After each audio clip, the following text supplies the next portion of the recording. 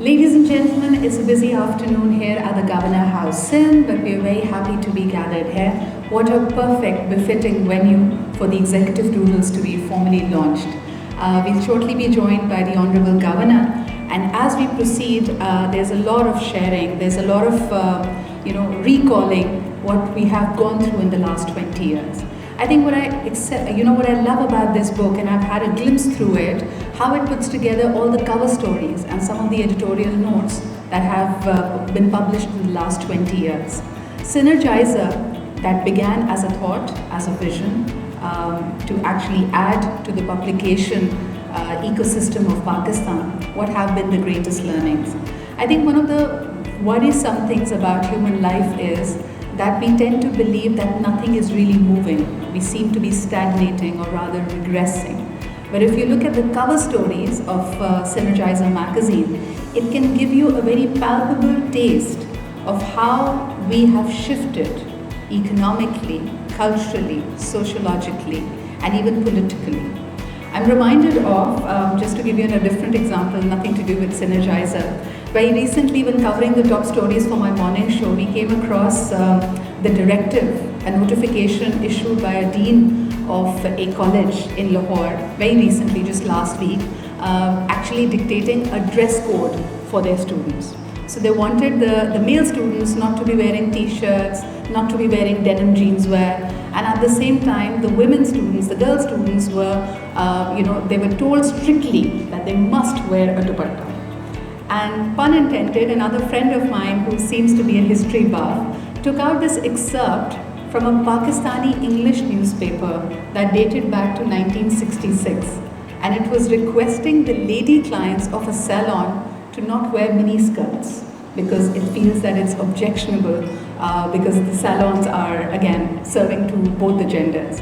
So it's really interesting how we make those shifts and how we are moving forward.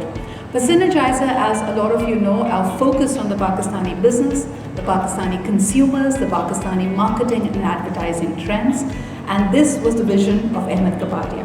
I think back in the day, we can remember as marketing students, as young marketing professionals, what a breath of fresh air this magazine was and still is, never compromising on its credibility in a domain, in a landscape where most of the publications would cater and bring out a PR piece.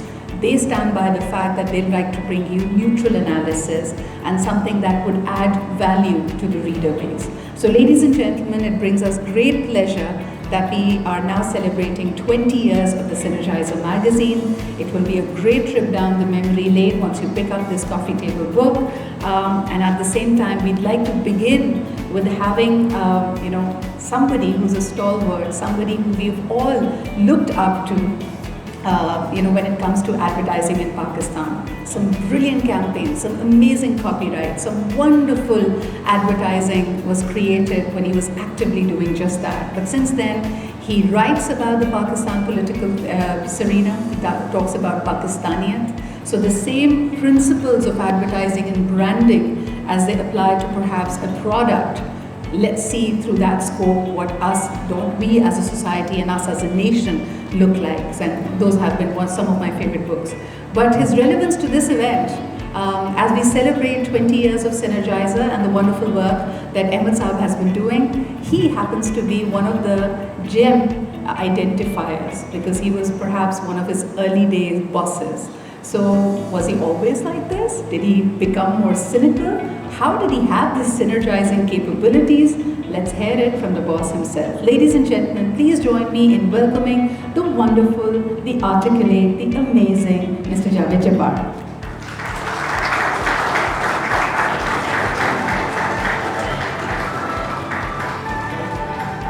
Bismillahirrahmanirrahim.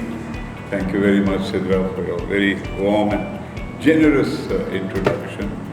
It's such a privilege and pleasure to be here. Thank you, Mr. Ahmed Kapadia, for, as usual, making the mistake of inviting the wrong person to be the keynote speaker. I noticed that the governor has been here waiting patiently for the past, an hour and a half.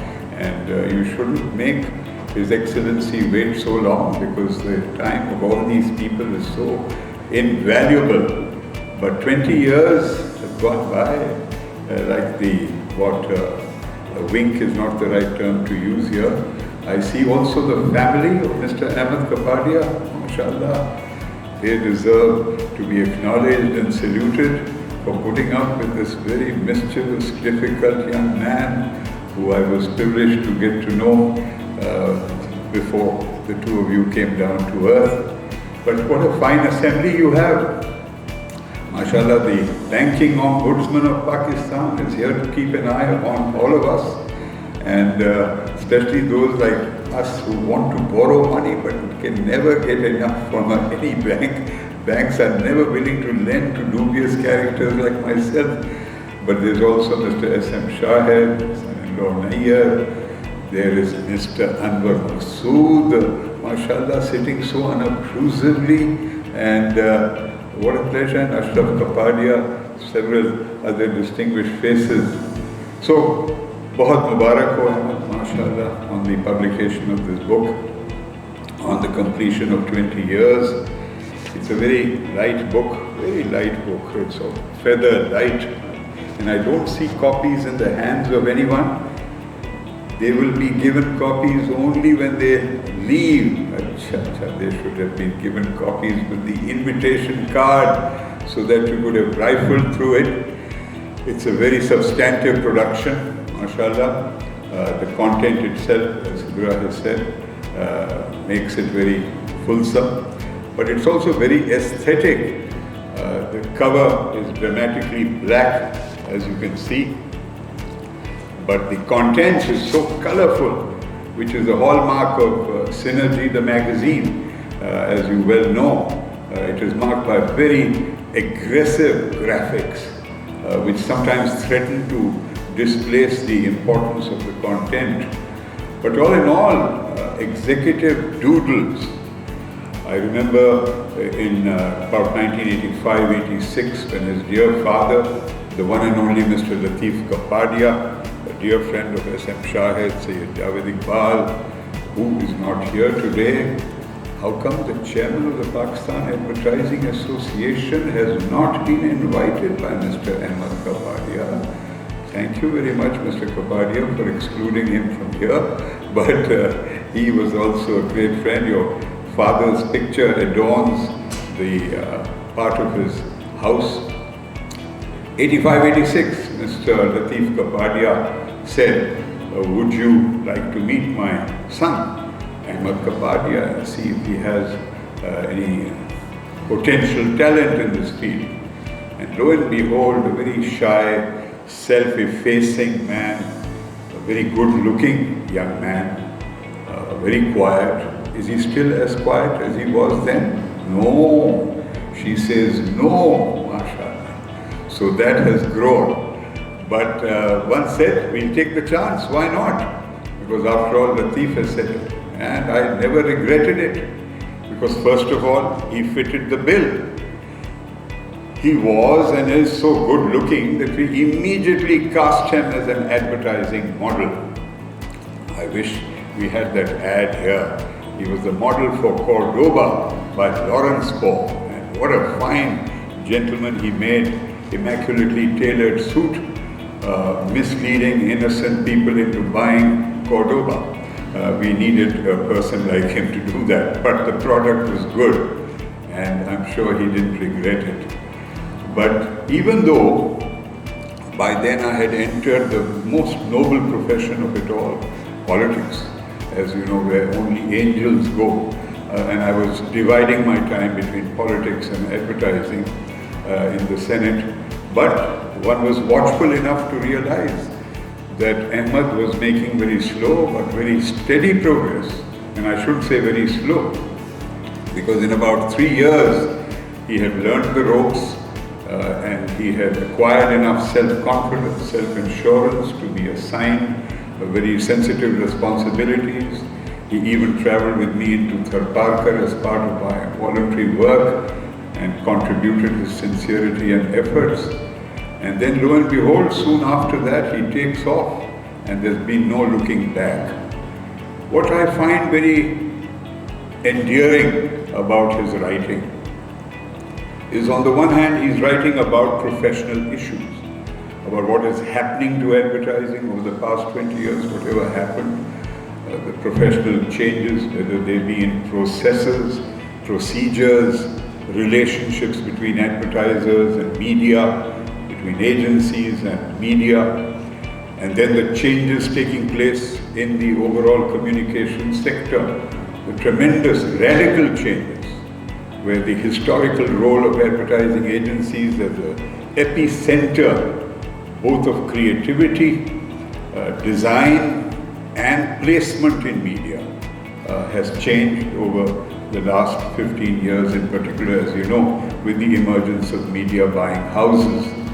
But even as he continued to comment on these changes, what is exceptional is his consciousness of social and ethical and economic issues. And without taking away from the significance of that, I just want to hark back to 1979, when we organized the first Pakistan Advertising Congress, of which I was humbly the Secretary General, and SM Shahid contributed greatly to it. And we chose the theme, Advertising and National Development, Challenge and Response. We didn't say how to get more clients and how to grow your billing, how to become bigger, because bigger is better.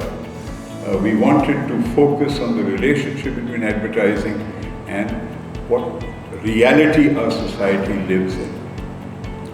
So in this book, you will find elements of his social and ethical sensibility, which is so vital to preserve, especially as advertising changes its nature, has now not remained just an external process of selling, marketing, promotion. Advertising over the past 3 decades in particular has become insidiously part of content in a way that it didn't used to be, where program titles, media titles, front pages of newspapers have surrendered wholesale to advertising. Sometimes you have less news on the front page and more of advertising. And you have the synthesis of advertising names fused with programming content. And then in placement and sponsorship, ravenous appetite, the worst expressions of capitalism and consumerism. And to do this is not to condemn or to take a higher moral ground. I'm not trying to be holier than thou. I'm just saying that we need to be cautious as citizens, as consumers, not to allow advertising to become advertising. I mean, the loss of distinction between truth and illusion, which is why in M&J, where Ahmed spent his first 3 years in the profession, we had a sign, because one wanted everyone, including myself, to remember what this profession is about.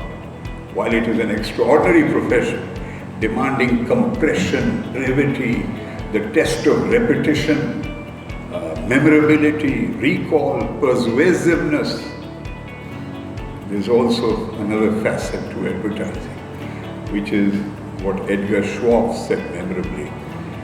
Advertising is the art of making whole lies out of half-truths, which summarizes what advertising's paradoxes are.